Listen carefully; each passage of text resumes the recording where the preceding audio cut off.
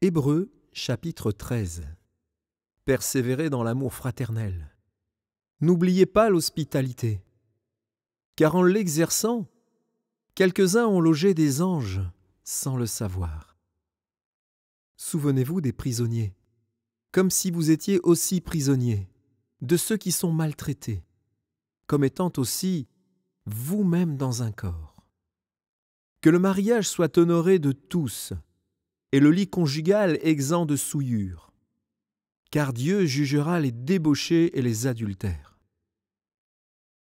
Ne vous livrez pas à l'amour de l'argent. Contentez-vous de ce que vous avez, car Dieu lui-même a dit « Je ne te délaisserai point, et je ne t'abandonnerai point ».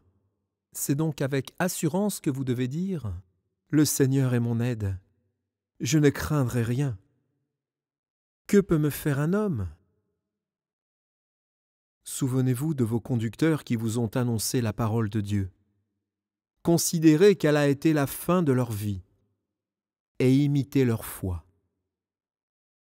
Jésus-Christ est le même hier, aujourd'hui et éternellement. Ne vous laissez pas entraîner par des doctrines diverses et étrangères, car il est bon que le cœur soit affermi par la grâce, et non par les aliments qui n'ont servi à rien à ceux qui s'y sont attachés. Nous avons un autel dont ceux qui font le service au tabernacle n'ont pas le droit de manger. Les corps des animaux, dont le sang est porté dans le sanctuaire par le souverain sacrificateur pour le péché, sont brûlés hors du camp. C'est pour cela que Jésus aussi, afin de sanctifier le peuple par son propre sang, a souffert hors de la porte. Sortons donc pour aller à lui, hors du camp, en portant son opprobre. Car nous n'avons point ici-bas de cité permanente, mais nous cherchons celle qui est à venir. Par lui, offrons sans cesse à Dieu un sacrifice de louange, c'est-à-dire le fruit de lèvres qui confessent son nom. Et n'oubliez pas la bienfaisance et la libéralité, car c'est à de tels sacrifices que Dieu prend plaisir. Obéissez à vos conducteurs et ayez pour eux de la déférence, car ils veillent sur vos âmes dont ils devront rendre compte. Qu'il en soit ainsi, afin qu'ils le fassent avec joie, et non en gémissant, ce qui ne vous serait d'aucun avantage. Priez pour nous, car nous croyons avoir une bonne conscience, voulant en toute chose bien nous conduire.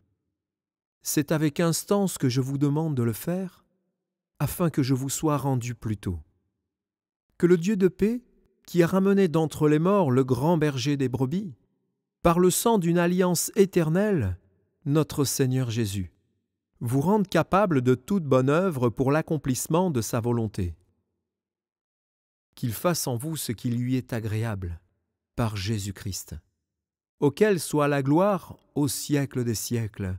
Amen. Je vous prie, frères, de supporter ces paroles d'exhortation, car je vous ai écrit brièvement. Sachez que notre frère Timothée a été relâché. S'il vient bientôt, j'irai vous voir avec lui. Saluez tous vos conducteurs et tous les saints. Ce d'Italie vous salue. Que la grâce soit avec vous tous. Amen.